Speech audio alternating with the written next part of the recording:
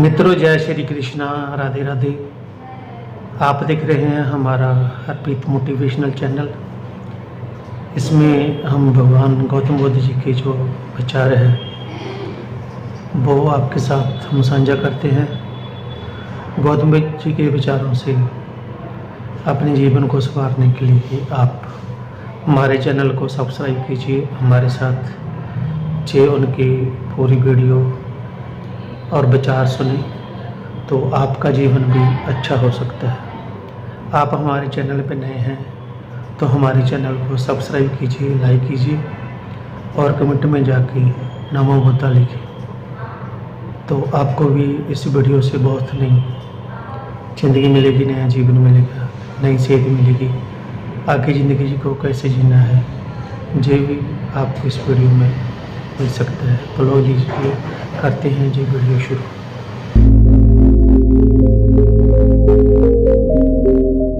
जब तक जीवन है तब तक सुख और दुख आते ही रहेंगे, क्योंकि ईसीजी में भी एक स्ट्रेट लाइन का मतलब है कि हम मर चुके हैं।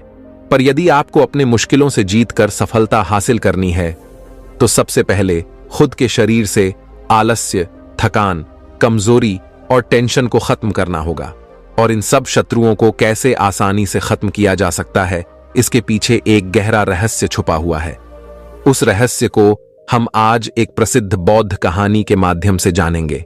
लेकिन इससे पहले कि आप इस कहानी में खो, आपसे गुजारिश है कि इस वीडियो को लाइक, शेयर और कमेंट जरूर करें और इस चैनल को भी सब्सक्राइब कर लें। तो चलिए इस कहानी की शुरुआत करते हैं। दोस्तों, बहुत समय पहले की बात है। शहर से कोसों दूर एक पर्वत की चोटी पर एक बौद्ध भिक्षु रहा करते थे। वहां पर उनकी एक कुटिया थी। एक दिन किसी कारणवश उन्हें पास के नगर में जाना था और उस यात्रा के दौरान उन्हें एक लावारिस बच्चा रास्ते पर मिला, जिसे देखकर उन बौद्ध भिक्षु के मन में दया जाग उठी और वह उस छोटे से बच्चे को आश्रम ले आए। अब वह छोटा सा बच्चा उन बौद्ध भिक्षु की देखरेख में बढ़ने लगा। वह प्रकृति की गोद में पलने लगा। देखते ही देखते समय बीतता चला गया और अब वह बालक करीब 7 साल का हो चुका था। और एक दिन उन बौद्ध भिक्षु ने उस बालक को अपने पास बुलाया और कहा, भंते, तालाब के पास जाओ, उसके किनारे बैठो और आंख खोलकर ध्यान करो। वह 7 साल का मासूम बच्चा यह नहीं जानता था कि ध्यान क्या है। उस बच्चे ने भोलेपन के कारण उन बौद्ध भिक्षु की बात मान ली और वह चुपचाप तालाब के किनारे पर जाकर बैठ गया। तालाब के किनारे एक अजीब सी शांति थी। उस शांति में वह बच्चा कभी आसपास की झाड़ियों की तरफ देखता तो कभी उन पर लगे फूलों, उनकी पत्तियों, नदी में बहने वाले जल और आसपास के पत्थरों को बहुत ध्यानपूर्वक देखता, जिससे उसके मन को अजीब सी शांति मिलती, जिससे वह बालक बहुत अच्छा महसूस करता। अब से वह हर रोज ठीक उसी समय तालाब के किनारे आकर बैठ जाता और आसपास के वातावरण और प्रकृति में खोने लगता। धीरे धीरे उस मासूम बच्चे के भीतर चीजों को निरीक्षण करने की कला विकसित हो गई। उसका मन धीरे धीरे एकाग्र होने लगा। वह प्रकृति में होने वाली हर एक चीज को बहुत ही गहराई से देखता और महसूस करता, जिससे उसका मन शांत हो जाता। और जब वह शांत होकर बैठता तो फूलों की कोमलता, पानी की शीतलता और पत्थर की दृढ़ता को अपने भीतर देखता और उसे महसूस करता। और देखते ही देखते उसकी आंखें अपने आप ही बंद हो जाती और वह उसी मुद्रा में काफी समय तक नदी के किनारे शांत बैठा रहता। और जब भी उसकी आंखें खुलती तो वह आश्रम वापस लौट जाता। ऐसे ही कुछ और साल बीत गए और देखते ही देखते वह बालक भी अब जवान हो चुका था। लेकिन जैसे जैसे वह नौजवान हो रहा था, उसके भीतर से निरीक्षण करने की वह शक्ति खो चुकी थी। अब वह पर्वत की चोटी पर बैठकर शहर की उस टिमटिमाती रोशनी को देखता जो उसे पल पल आकर्षित करती थी। अब वह पहले जैसे शांत होकर बैठ नहीं पाता था। उसका मन तो पल पल उस शहर की ओर भागता था। देखते ही देखते वह 18 वर्ष का नौजवान युवक बन गया और अब उसका मन बहुत बेचैन रहने लगा था। उसे पर्वत की शांति अब व्यर्थ लगने लगी थी। उसमें उसे कोई भी रस नहीं आता था। वह तो अब दुनिया घूमना चाहता था, दुनिया देखना चाहता था। वह जानना चाहता था कि बाहर के लोग कैसे हैं, वहां लोग कैसे रहते हैं। वह नए लोगों से मिलना चाहता था, उनसे बातें करना चाहता था उनका। रहन सहन देखना चाहता था।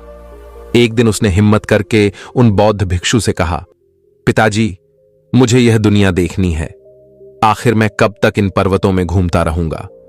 उस शहर की दुनिया यहां से देखने में कितनी हसीन लगती है। मैं भी वहां जाना चाहता हूं, वहां के लोगों से मिलना चाहता हूं, वहां के लोगों से बात करना चाहता हूं। उन बौद्ध भिक्षु ने उस युवक की सारी बातें ध्यानपूर्वक सुनी, लेकिन उन्होंने उसकी बात का कोई जवाब नहीं दिया, क्योंकि वह जानते थे कि जो भी इंसान के पास नहीं होता वह उसी के पीछे आकर्षित होता है, और जो उसके पास होता है इंसान उसकी कदर नहीं करता। इसलिए उन्होंने उस युवक को समझाने की भी कोशिश नहीं की, बल्कि वह चुपचाप केवल उसकी सारी बातें सुनते रहे। उधर दूसरी तरफ वह युवक उन भिक्षु के कुछ कहने का इंतजार कर रहा था, लेकिन जब उन बौद्ध भिक्षु ने कुछ भी नहीं कहा तो वह चुपचाप वहां से चला गया। अगले दिन सुबह सुबह उन बौद्ध भिक्षु ने खुद ही उस युवक को अपने पास बुलाया और उसके हाथ में एक पत्र देते हुए कहा, बेटा, तुम शहर जाना चाहते हो ना? जाओ, वहां का राजा मेरा बहुत अच्छा मित्र है। तुम उसे यह पत्र दे देना, और जब तक तुम्हारा मन करे तुम उस राजा के पास ही रहना। वह राजा उन बौद्ध भिक्षु से शिक्षा ग्रहण कर चुका था, और वह बौद्ध भिक्षु यह अच्छी तरह जानते थे कि वह राजा महल में रहने वाला एक सन्यासी है। वह बहुत आत्मज्ञानी है, किंतु उन बौद्ध भिक्षु ने उस युवक को राजा के बारे में कुछ भी नहीं बताया। युवक को शहर जाने की अनुमति मिल चुकी थी, और इस बात से वह बहुत खुश था। वह मन ही मन बहुत प्रसन्न था। उसने तुरंत ही अपना सामान बांधा और शहर की ओर निकल गया। जब वह रास्ते में कुछ दूर आगे बढ़ा, तभी अचानक उसके मन में एक विचार उत्पन्न हुआ। वह यह सोचने लगा कि आखिर उन बौद्ध भिक्षु ने मुझे इतनी आसानी से क्यों जाने दिया। जैसे ही उसके मन में यह विचार उत्पन्न हुआ, वह बहुत आश्चर्यचकित हुआ कि आज तक तो उन बौद्ध भिक्षु ने मुझे कहीं पर भी जाने नहीं दिया था, लेकिन आज उस राजा के पास उन्होंने मुझे इतनी आसानी से क्यों भेज दिया। जैसे ही उसके मन में यह विचार आया, वह तुरंत ही रुक गया और उसने उन बौद्ध भिक्षु के द्वारा दिया गया वह पत्र निकाला। उस पत्र को खोला तो उसमें केवल 3 ही शब्द लिखे थे, और वह थे, केवल दिशा दिखाओ। युवक ने जब वह पत्र पढ़ा तो उसे कुछ भी समझ नहीं आया, और ना ही उसने उन 3 शब्दों पर गौर किया। उसने ज्यादा सोचा नहीं और वह शहर की ओर आगे बढ़ने लगा। शहर पहुंचकर युवक ने राजा को पत्र थमा दिया। राजा ने उसे खोला और पढ़ा, और फिर तुरंत ही उस युवक का चेहरा देखा, जिसे देखकर राजा यह समझ चुका था कि उन बौद्ध भिक्षु ने उस युवक को वहां पर क्यों भेजा है।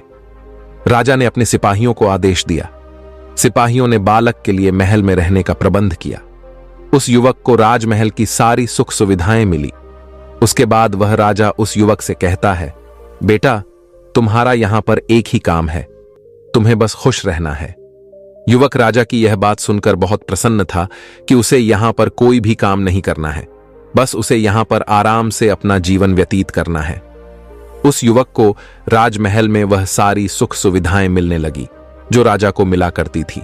ना तो उसे कोई काम करना था और ना ही किसी प्रकार की कोई चिंता थी। वह युवक राजमहल में बहुत खुश था, और उसके पास अब समय ही समय था, और अपने खाली समय में वह शहर में घूमा करता था, लोगों से मिलता था, लोगों से बातें किया करता था। यहां तक कि उसने शहर में कई सारे लोगों से दोस्ती भी कर ली थी। राजमहल में रहकर उसने कई सारी किताबें भी पढ़ ली थीं, और यह सब करते हुए अभी उसे कुछ महीने ही गुजरे थे। लेकिन धीरे धीरे उस युवक का मन इन सब से ऊबने लगा था। वह यह महसूस करने लगा था कि उसका मन हमेशा कुछ नया चाहता है, लेकिन जब कुछ नया मिल जाता है तो यह मन संतुष्ट नहीं हो पाता, अर्थात हमारा मन बेचैनी में रहता है। और जब युवक को इन बातों का एहसास हुआ, जब उसने अपने जीवन में यह सारी चीजें महसूस की, तो उसके बाद वह दूसरों पर निरीक्षण करने लगा। वह हर सुबह महल के बगीचे में जाया करता। वह बगीचा बहुत ही सुंदर और बहुत ही मनमोहक था, और यह बगीचा शहर का सबसे विशाल बाग भी था। इस बगीचे में शहर का कोई भी व्यक्ति बिना किसी रुकावट के आ जा सकता था। वह युवक अपना अधिकांश समय उस बगीचे में ही बिताया करता। और वहां पर आने जाने वाले व्यक्तियों को वह ध्यान से देखता, उनका निरीक्षण करता। कुछ दिन निरीक्षण करने के बाद उसे यह पता चला कि लोगों के चेहरों पर हमेशा तनाव बना रहता है, चाहे वह कोई अमीर आदमी हो या फिर कोई गरीब, फिर चाहे वह कोई व्यापारी हो या कोई कर्मचारी।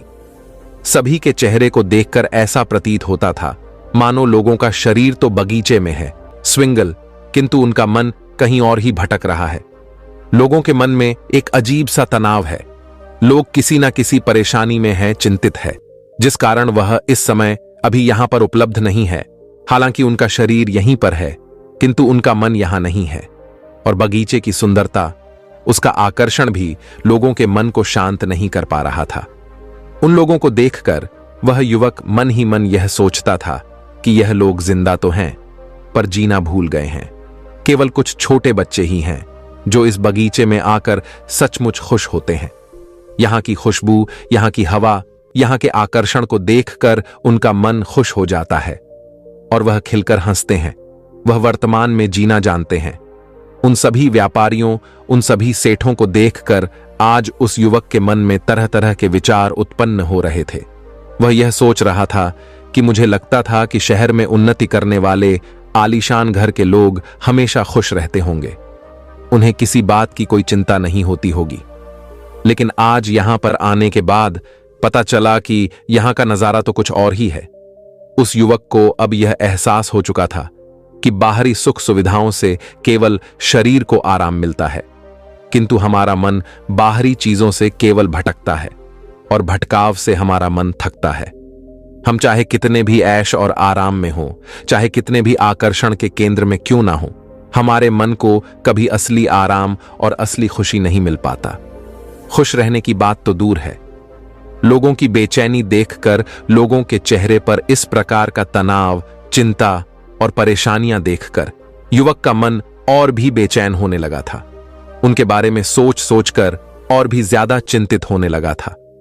इस दौरान उसके मन में कई बार आश्रम वापस चले जाने के ख्याल भी आया, लेकिन तभी उसके मन में एक और विचार उत्पन्न हुआ कि मैं राजा से क्या कहूंगा, और राजा से कुछ भी कहने की उसकी हिम्मत ना होती। एक दिन वह युवक चिंतित अवस्था में एकांत में उस बगीचे में बैठा हुआ था और तभी अचानक वहां पर वह राजा भी टहलने आए। राजा ने जब उस युवक को एकांत में बैठे देखा तो वह समझ चुके थे कि युवक के मन में कुछ बातें चल रही हैं। राजा उसके पास आए और उस युवक से इस तरह बैठे रहने का कारण पूछा।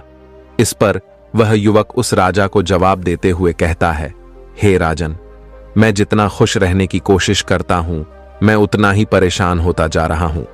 यहां शहर में लोगों के पास सब कुछ है, पैसा है, अच्छा घर है, खाने के लिए तरह तरह के पकवान हैं, लेकिन मन की शांति नहीं है। मैंने कई लोगों को देखा, फिर चाहे वह धनवान हो या कोई गरीब, कोई व्यापारी हो या फिर कोई कर्मचारी, सभी के चेहरे उतरे हुए हैं। सभी के चेहरे पर एक अजीब सा तनाव है, चिंता है, परेशानी है। केवल यहां पर कुछ बच्चे ही हैं जो सही मायने में प्रसन्न रहते हैं, खुश रहकर हमेशा हंसते खेलते रहते हैं। किंतु जैसे जैसे हम बड़े होते हैं, वैसे वैसे हम भविष्य और भूतकाल में जीना सीख जाते हैं। हम हमेशा अपने भविष्य को सुधारने में लग जाते हैं। हे राजन, क्या यही जीवन का सच है? अगर शहर का जीवन ऐसा ही है तो मैं यहां नहीं रहना चाहता। इसीलिए मैं आपसे आज्ञा चाहता हूं। मैं वापस आश्रम लौट जाना चाहता हूं। राजा ने उस युवक की सारी बातें ध्यानपूर्वक सुनी और फिर वह उस युवक से कहते हैं, बेटा, तुम जाना चाहते हो तो तुम कभी भी जा सकते हो, तुम्हें किसी ने रोक नहीं रखा है, लेकिन जाने से पहले तुम 2 काम अवश्य करना। इतना कहकर वह राजा उस युवक से पहला काम बताते हुए कहता है, तुम इस बगीचे का निरीक्षण करो। आगे वह राजा उस युवक को समझाते हुए कहता है, बेटा, जैसा कि तुमने कहा, इस नगर में कुछ बालक ही हैं जो हमेशा खुश रहते हैं, हंसते खेलते रहते हैं और वह वर्तमान में जीना भी जानते हैं। तो तुम क्यों ना उन बच्चों की तरह ही इस बगीचे को भी देखो। जिस तरह से वह बच्चे इस बगीचे में आकर खुश हो जाते हैं, क्यों ना तुम भी उन्हीं की तरह इस बगीचे में आकर खुश हो जाओ। यहां की हर एक चीज को मैं जैसे देखता हूं, तुम भी उसे वैसे ही क्यों नहीं देखते। इस पर वह युवक राजा से कहता है, परंतु है राजन, वह कैसे होगा? राजा उस युवक को समझाते हुए कहता है, बेटा, इस बगीचे में पौधे हैं, वृक्ष हैं, पत्तियां हैं, फूल हैं। यहां का वातावरण इतना खुशबूदार है। तुम इन चीजों पर ध्यान लगाओ, इन चीजों को गौर से देखो, इन्हें महसूस करो। किंतु याद रहे, इन चीजों को देखते वक्त, इन्हें महसूस करते वक्त कभी किसी का कोई मतलब निकालने की कोशिश मत करना, किसी से कोई कहानी मत जोड़ना। तुम्हारा काम बस इतना ही है कि तुम्हें इन चीजों को गौर से देखना है, उन्हें महसूस करना है।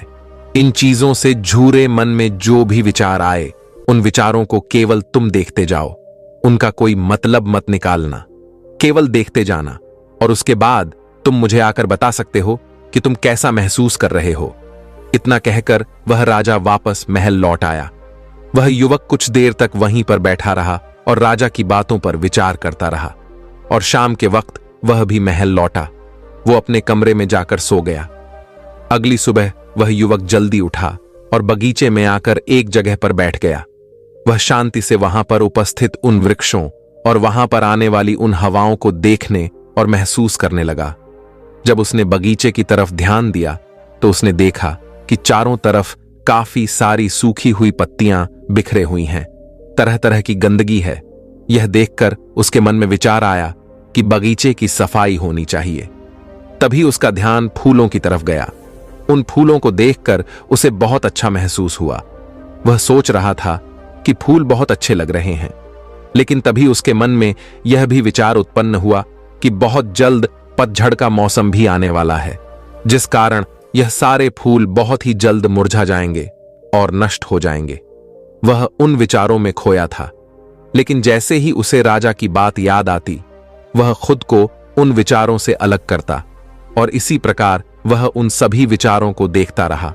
देखते देखते काफी वक्त बीत चुका था और अब उसका मन भी शांत होने लगा था। अब से वह हर रोज उस बगीचे में आता और इसी प्रकार वहां का सौंदर्य, वहां पर उपस्थित पौधे, फूल, पत्तियां, वहां की मिट्टी, हर एक चीज को ध्यान से देखता और उन्हें महसूस करता। देखते ही देखते ऐसे कई दिन बीत गए और अब वह युवक जब भी उस बगीचे में आता तो वहां पर उस फूलों की कोमलता, पानी की शीतलता, धरती की स्थिरता और वहां पर आने वाली उन हवाओं को महसूस कर पाता। और अब उसका मन भी पहले से बहुत शांत होने लगा था। जब भी वह बगीचे में आता तो कई घंटे वह यूं ही बैठा रह जाता और एक दिन अचानक उस युवक को सुखद आश्चर्य हुआ। उसे इस बात का एहसास हुआ कि मुझे उन बौद्ध भिक्षु ने 7 साल की उम्र में यही खुली आंखों वाला ध्यान सिखाया था। और जैसे उसे इस बात का एहसास हुआ, वह युवक बहुत प्रसन्न हुआ और तुरंत ही महल में राजा के पास गया और राजा से कहा, है राजन, जैसा आपने कहा था मैंने वैसा ही किया और ऐसा करने से मैंने 3 बातें सीखी। पहली, जब हम किसी पर ध्यान देते हैं तो मन के स्पंदन या मन की अवस्था उसी वस्तु जैसी हो जाती है। इसलिए सही और सात्विक वस्तुओं पर ध्यान देने का महत्व है। हे राजन, मैंने यह भी सीखा कि प्रकृति का स्वभाव शांत है। इसलिए इस पर ध्यान लगाने से, झरने की आवाज सुनने से, हवा की शीतलता महसूस करने से, धरती की स्थिरता महसूस करने से मन को बहुत आराम मिलता है। हे राजन, मैंने यह भी सीखा कि जब हम दुखी होते हैं तब हम और ज्यादा मुसीबत या रुकावट पर ध्यान देते हैं, जिस कारण हम और ज्यादा परेशान होने लगते हैं, चिंतित होने लगते हैं और इस परेशानी में हमारा दृष्टिकोण और भी नकारात्मक हो जाता है। हमारे मन में नकारात्मक विचार आते हैं, नकारात्मक बातें उत्पन्न होती हैं।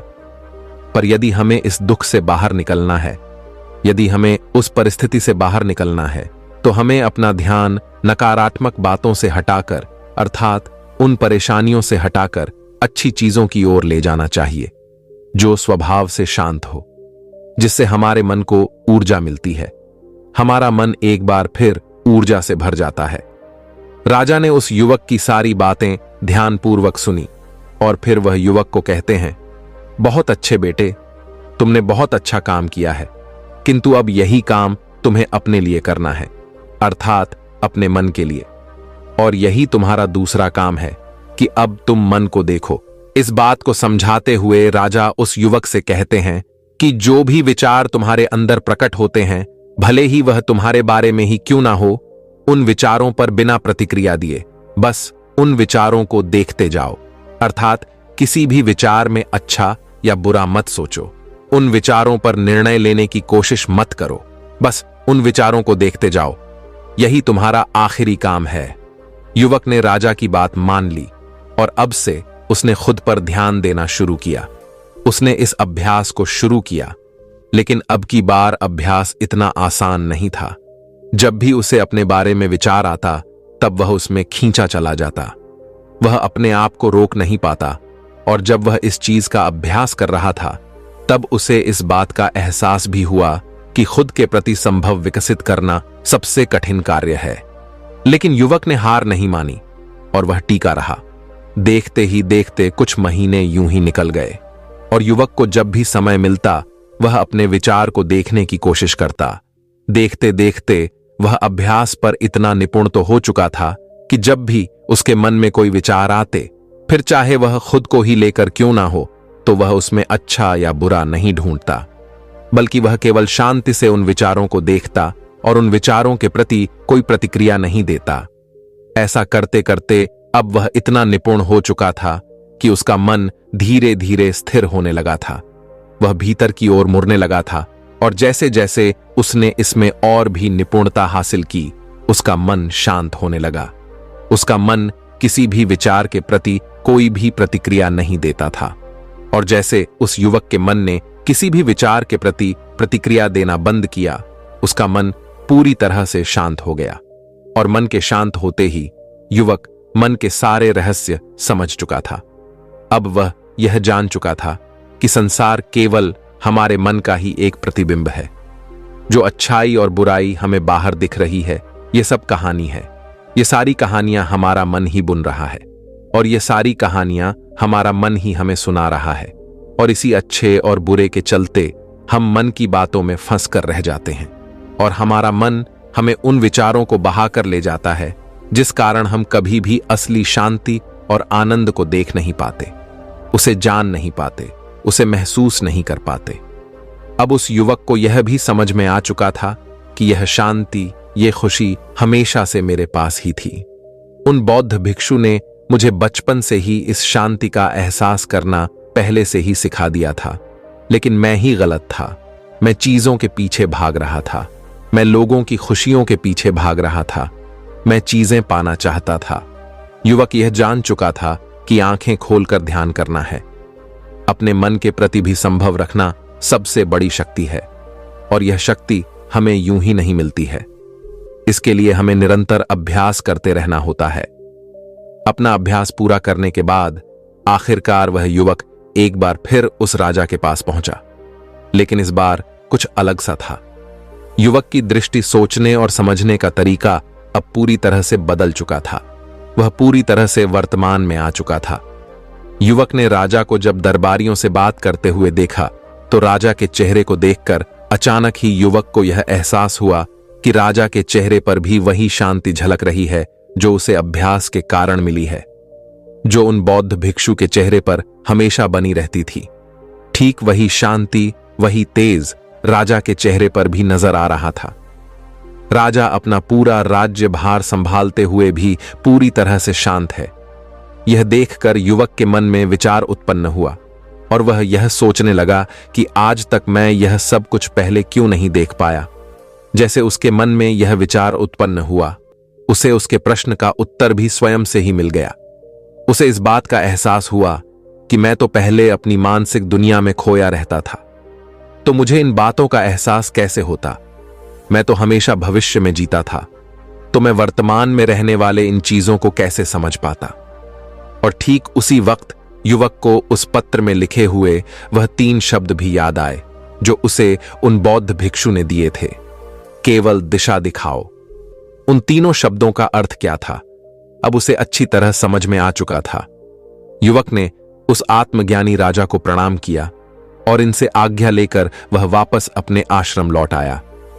दोस्तों, यह कहानी हमें 2 बहुत ही महत्वपूर्ण बात सिखाती है। पहला यह कि हमें अपने भीतर की ओर मुड़ना जरूरी है। यह जो भटकाव है जिससे हमारा मन थकता है, सुस्त होकर हमें नींद भी आ जाती है, लेकिन इससे हमारा मन कभी शांत नहीं हो पाता। हमारे मन को कभी चैन नहीं मिलता, जिस कारण हमारे चेहरे पर हमेशा तनाव, चिंता और परेशानी झलकती रहती है। और इसी कारण हम में से अधिकांश लोग हमेशा परेशान रहते हैं, तकलीफों से घिरे रहते हैं, क्योंकि वह समस्याओं का समाधान निकाल नहीं पाते। और इसका कारण है क्योंकि हमारा मन शांत नहीं होता।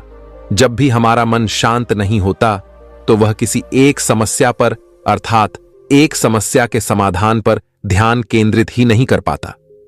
और जब तक हम एक समस्या के समाधान पर अपना ध्यान केंद्रित नहीं कर पाएंगे, तब तक हम किसी भी समस्या का समाधान कर ही नहीं सकते। इसलिए आपको यह बात समझनी आवश्यक है कि हमारे मन को शांत रखना बहुत ज्यादा जरूरी है। और इसके लिए आपको यह भी समझने की आवश्यकता है कि सारा ज्ञान, सारी शक्ति, असीम आनंद, सब कुछ हमारे भीतर पहले से मौजूद है। इसलिए सबसे पहले हमें अंदर देखने की आवश्यकता है, क्योंकि जब तक हम भीतर के आनंद को नहीं देखेंगे, उसे महसूस नहीं करेंगे, तब तक इस बाहरी दुनिया में हमें कभी भी वह असीम आनंद प्राप्त नहीं हो पाएगा, ना ही हम उसे कभी महसूस कर पाएंगे। जैसा कि हमने पहले ही बात की कि इस बाहर की दुनिया में जो भी कहानी है, वह सारी कहानियां हमारे भीतर पहले से मौजूद है, क्योंकि वह सारी कहानियां हमारा मन ही हमें दिखा रहा है, हमारा मन ही हमें सुना रहा है। किंतु अब यहां पर यह प्रश्न उठता है कि हम भीतर की ओर कैसे मुड़े।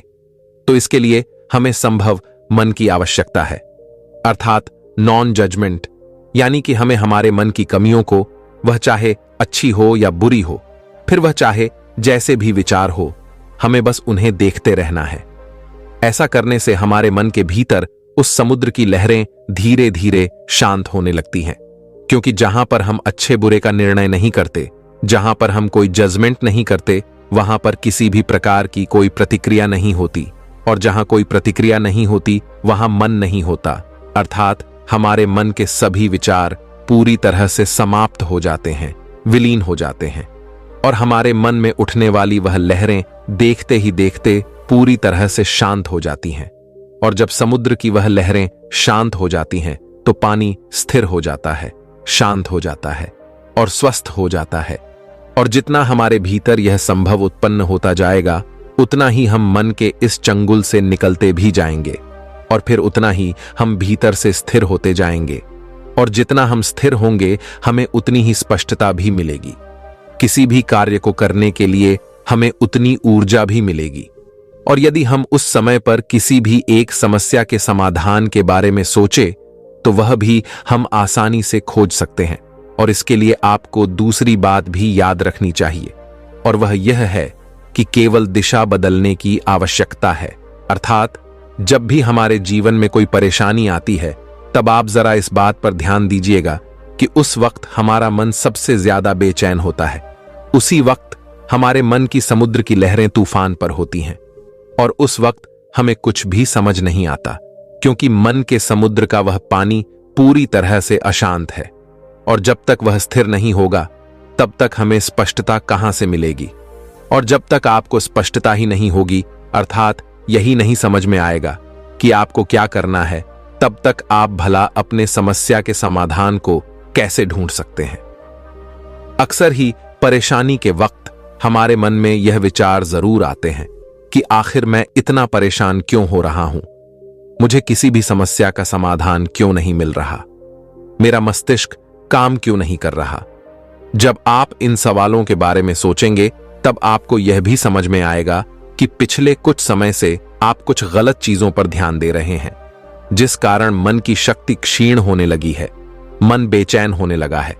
और जब मन के पास उतनी शक्ति ही नहीं होगी, जब मन स्थिर ही नहीं होगा, जब मन स्पष्ट ही नहीं होगा, तो वह आपको किसी प्रकार का समाधान कैसे दे सकता है। और इसी कारण हमारा मन और बुद्धि किसी भी समस्या का समाधान खोजने में असमर्थ हो जाते हैं। और इसी कारण हमें यह भी लगता है कि हमारा मन काम नहीं कर रहा, हमारा मस्तिष्क काम नहीं कर रहा। इसलिए अगर आप चाहते हैं कि किसी भी ऐसी अवस्था में आपका मन आपकी ओर से चले, अर्थात आपका साथ दे, तो आपको सबसे पहले अपना ध्यान शांत और सात्विक चीजों पर लाना होगा, अपने ध्यान को केंद्रित करना होगा और उसे एक सही दिशा देनी होगी। और जब आप ऐसा करेंगे, तो आप देख पाएंगे कि धीरे धीरे आपका मन शांत होने लगेगा। आप उस शांति को महसूस कर पाएंगे जिससे आपके भीतर एक नई ऊर्जा भी उत्पन्न होगी और आप कोई भी नया कार्य करने के लिए पूरी तरह से सक्षम हो पाएंगे। आपका मन उस कार्य को करने के लिए आपको संपूर्ण ऊर्जा प्रदान करेगा और बिना ध्यान के तो कुछ भी संभव नहीं है। इसलिए अपने ध्यान पर ध्यान केंद्रित करना सीखें। अपने मन के विचारों पर ध्यान केंद्रित करना सीखें। उन्हें सही दिशा में आगे की ओर बढ़ाना सीखें और इसका निरंतर अभ्यास ही आपको इसमें निपुण बना सकता है।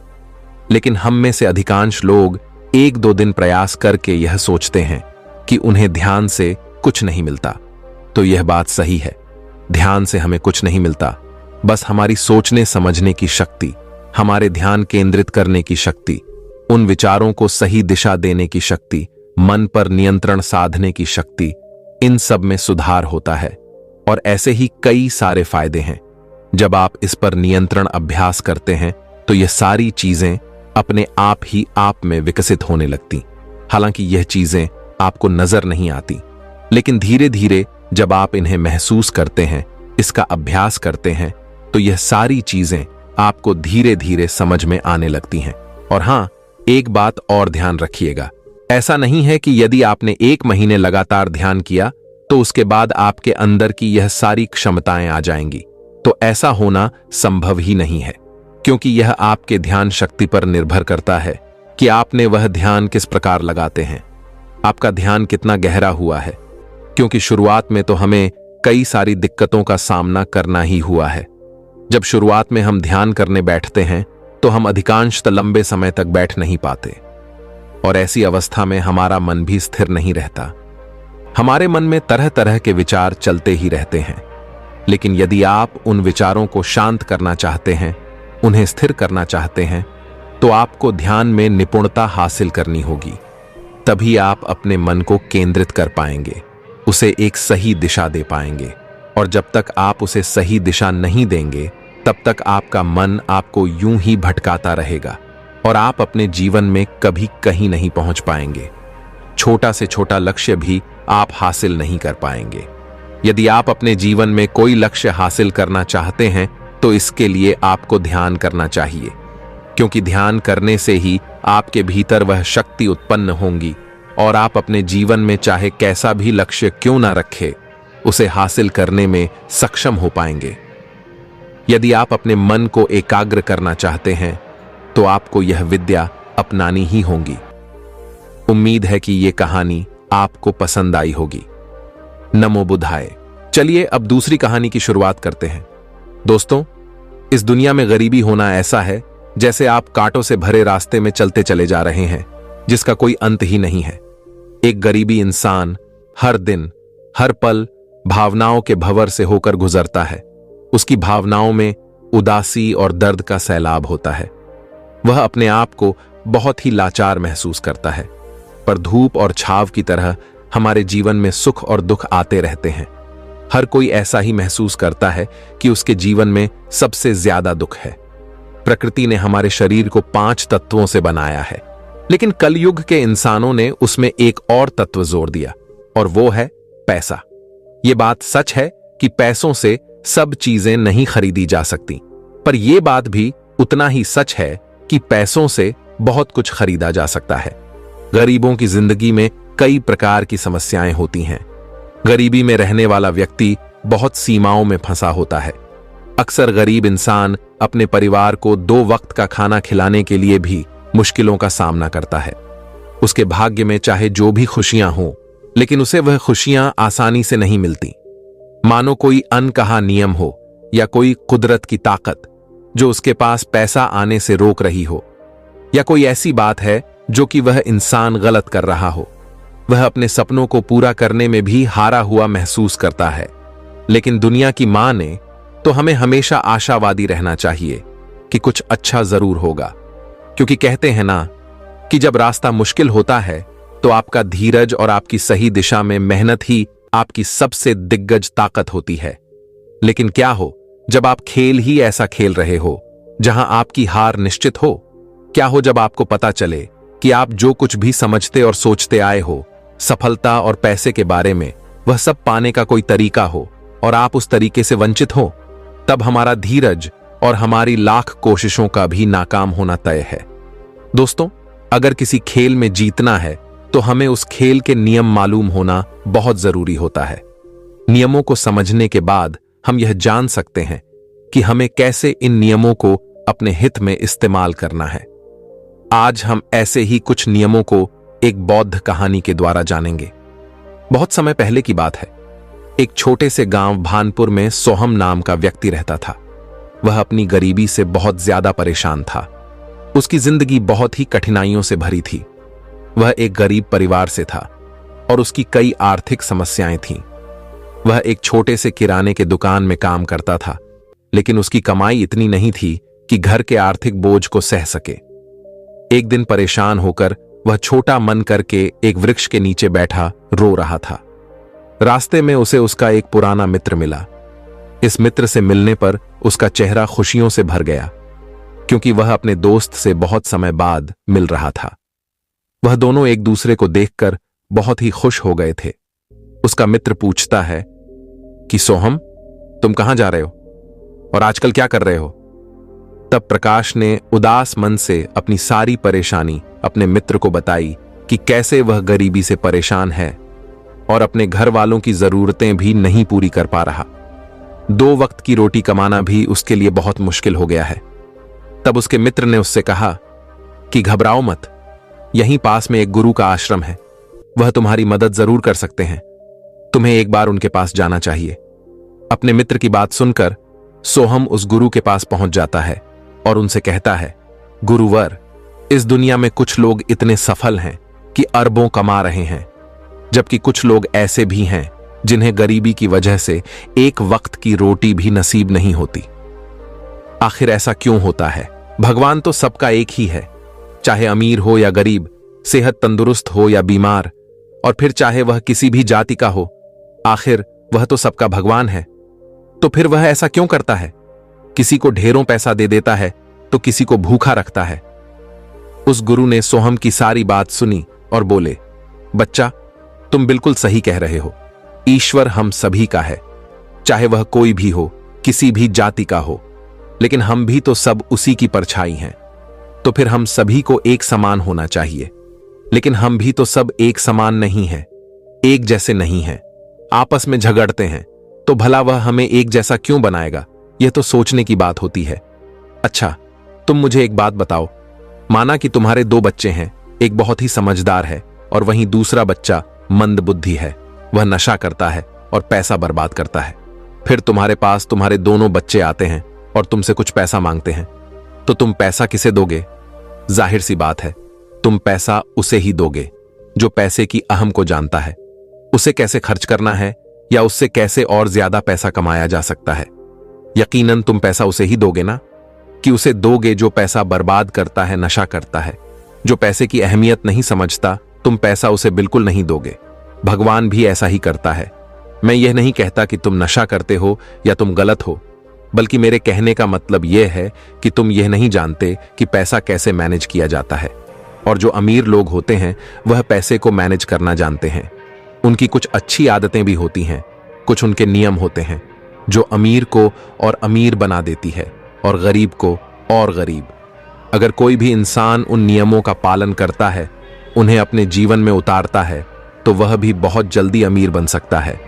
तब उस व्यक्ति ने कहा कि हे गुरुवर, कृपया करके आप हमें बताएं, वह कौन सी आदतें हैं, वह कौन से नियम हैं, मैं अपने जीवन में जरूर अपनाऊंगा। तब उस गुरु ने कहा कि ठीक है बच्चा, आज मैं तुम्हें उन नियमों में से 13 नियमों के बारे में बताऊंगा, जिन्हें अपनाकर तुम भी सफल लोगों की लिस्ट में आ सकते हो और खुशहाली से भरा जीवन जी सकते हो। बस उन नियमों को ध्यान से सुनना और अपने जीवन में जरूर अपनाना। उन नियमों में से सबसे पहला नियम यह है कि लोगों की मदद करो। लोगों की मदद करने से हमारा दिमाग खुद को अमीर समझता है और फिर वह हमें अमीरी की दिशा में ले जाता है और वैसे ही हमारी सोच को बना देता है। और यह बात तो हम सभी जानते हैं कि जैसे हमारी सोच होती है, हम वैसे ही बन जाते हैं। तो आज से ही लोगों की मदद करनी शुरू कर दो। और अमीर बनने के लिए लोगों की दुआ लेना शुरू कर दो। दूसरा नियम यह है कि आप जो करना चाहते हो वही काम करो। आपको वही काम करना चाहिए जिस काम में आपका इंटरेस्ट है और जिस काम को करने में आपको मजा आता है। किसी के दबाव में आकर कोई भी काम शुरू मत करो।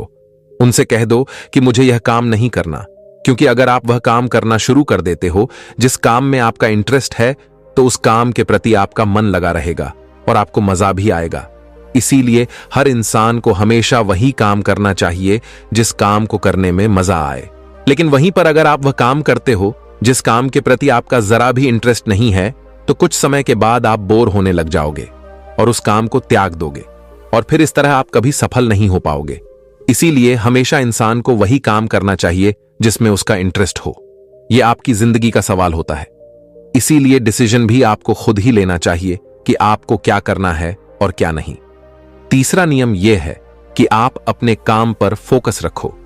अगर आपका किसी काम में फोकस नहीं होता तो आपका काम कभी भी खत्म नहीं होगा। जब तक किसी काम को पूरे फोकस के साथ ना किया जाए, तब तक उस काम को करने का कोई मतलब नहीं होता। इसीलिए कोई भी काम करो तो उसे पूरे फोकस के साथ करो। चौथा नियम यह है कि सबसे जरूरी काम पहले करो। अगर आप अपने सबसे जरूरी काम को पहले खत्म कर देते हो तो बाकी के बचे हुए काम आपके लिए और भी आसान हो जाते हैं। सबसे जरूरी काम को पहले करने से आपका टेंशन खत्म हो जाता है। इसीलिए अपने दिन के सबसे जरूरी काम को सबसे पहले खत्म कर लेना चाहिए। पांचवा नियम यह है कि अपना दिमाग लगाकर खूब मेहनत करो। सफल होने के लिए आपको बहुत मेहनत करनी होगी।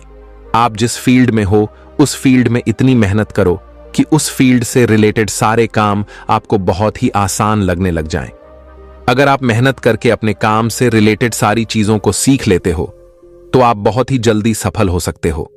सफल होने के लिए आपको अपने फील्ड का मास्टर होना होगा, और हां, मेहनत के साथ साथ आपको अपना दिमाग भी लगाना है। अगर आप मेहनत करते रहोगे और दिमाग नहीं लगाओगे तो आप एक सक्सेसफुल इंसान नहीं बन पाओगे। आपने सुना और देखा भी होगा कि गधा मेहनत तो बहुत करता है लेकिन उसकी कोई इज्जत नहीं होती, क्योंकि वह दिमाग नहीं लगाता। इसीलिए खूब मेहनत करो, दिमाग लगाओ और अपने सपनों को पूरा करो। छठा नियम यह है कि आप अपना लक्ष्य बनाओ। सफल होने के लिए सबसे जरूरी चीज जो है वह है अपने जीवन का लक्ष्य बनाना। अगर आपके जीवन का कोई लक्ष्य नहीं है तो इस जीवन को जीने का कोई फायदा नहीं है। अगर आप घर से कहीं जाने के लिए निकलते हो लेकिन आपको पता ही नहीं है कि आपको कहां जाना है, तो फिर आप क्या करोगे? क्या आप ऐसे ही आगे बढ़ते जाओगे? यकीनन आपका जवाब होगा नहीं। इसी तरह अगर आपने अपने जीवन का कोई लक्ष्य नहीं बनाया तो आप जीवन में कुछ नहीं कर पाओगे। इसीलिए यह बहुत जरूरी है कि आपको अपने जीवन का कोई ना कोई लक्ष्य बनाना चाहिए और उस लक्ष्य को पाने के लिए मेहनत भी करनी चाहिए। इसीलिए अभी से अपना कोई लक्ष्य बनाओ और उसे पूरा करने के लिए प्लान बनाओ, और फिर आज और अभी से ही उस पर काम करने लगा। सातवां नियम यह है कि अपनी गलतियों से सीखो। सफल लोग हमेशा अपनी गलतियों से कुछ ना कुछ सीखते रहते हैं। आप भगवान नहीं हैं कि आपसे गलतियां नहीं होंगी। आपसे भी गलतियां हो सकती हैं। इस दुनिया में हर इंसान से गलतियां होती हैं। इसीलिए गलतियां अगर होती हैं तो उनसे सीखो और गलतियों को सुधार कर आगे बढ़ो। जो इंसान गलतियां करता है वह उन गलतियों से बहुत कुछ सीखता भी है और उन गलतियों को दोबारा करने से बचता भी है। इसीलिए अगर आप कोई काम कर रहे हो और आपसे कोई गलती हो जाए तो निराश मत होना। गलतियां तो वही लोग करते हैं जो कुछ करने का साहस रखते हैं। जो कुछ करने का साहस ही नहीं रखते वह गलती कैसे करेंगे? अगर हार के भय से मैदान में नहीं उतरेंगे तो तुम्हें जीत कैसे मिलेगी? इसीलिए मैं यही कहूंगा कि गलतियों से मत घबराओ, बस कुछ करने का साहस रखो। आठवां नियम है कि नई स्किल सीखो जो आपको आपकी जिंदगी में आगे बढ़ने में मदद कर सकती है। अगर आपके पास कोई यूनिक स्किल है तो आप उस स्किल की मदद से खुद को सफल बना सकते हो। आपको अपने फील्ड से रिलेटेड सारी जरूरी स्किल्स को सीखना चाहिए। ऐसी स्किल्स को सीखो जो आपके काम आ सकती है। 9वां नियम है कभी हार ना मानने की आदत, क्योंकि कभी हार ना मानने की आदत ही एक दिन तुमको सफल बना सकती है और सफल लोग कभी हार नहीं मानते। अगर आपको भी सफल होना है तो सबसे पहले अपने आप को कंफर्ट जोन से निकाल कर काम